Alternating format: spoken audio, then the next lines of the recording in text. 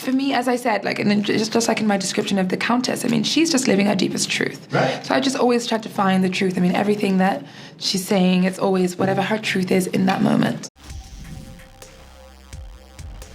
Jodie, I love this movie. I love the Countess, the Countess, right? Yes, the Countess, the Countess, whichever you'd like to call her. Talk to me. She's a new addition to the murder mystery franchise. Can you talk to me a little bit about the Countess, her role in the film? Yeah, so the Countess, you know, she's a deeply misunderstood individual, I think, because many, for some reason, would describe her as a villain.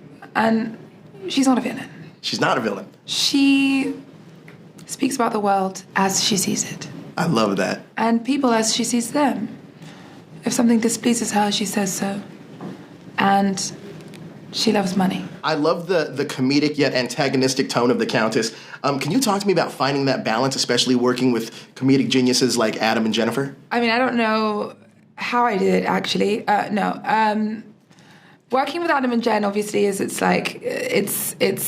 stunning experience because what the two of them have going on is just so incredible and magnetic and hilarious, and it's kind of hard to keep it together. Right. But in a piece like this, it really is all about the ensemble. So it really is about like figuring out where you fit in and kind of playing that note, you know. So I always work with my acting coach, Jodie Turner-Smith, and we worked a lot on this, and you know, we just. For me, as I said, like, and then just like in my description of the Countess, I mean, she's just living her deepest truth. Right. So I just always try to find the truth. I mean, everything that she's saying, it's always whatever her truth is in that moment. What did you find the most surprising about playing the Countess, and what did you want to bring to the role that wasn't necessarily on the page? You know, she's a lot simpler than you would think. Right. Do you know what I mean? She's not actually. She doesn't have some diabolical plan. It's actually quite straightforward with her, which was a very, very interesting note to play. You guys shot this in Paris, which is one of my favorite cities in the world. Can you talk to me about what the energy of the city brought to the film? I mean, Paris is just so romantic.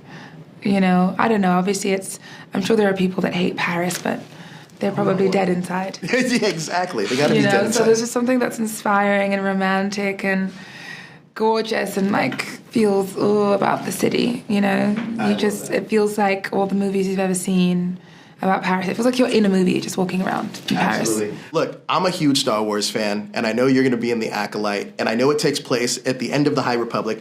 What can you tell us about The Acolyte and the character you play? I can tell you that what Leslie Headland has done inside of this IP is unlike anything that we've seen before from Star Wars. And I got to play a really amazing, powerful character who I'm really proud of, and under the guidance of one of my favorite directors, Kogonada, in these 2 episodes. And yeah, you're going to see something really amazing. And Amanda Stenberg is such an incredible performer. And, you know, I got to work with JJ and, you know, Carrie Ann Moss, and it's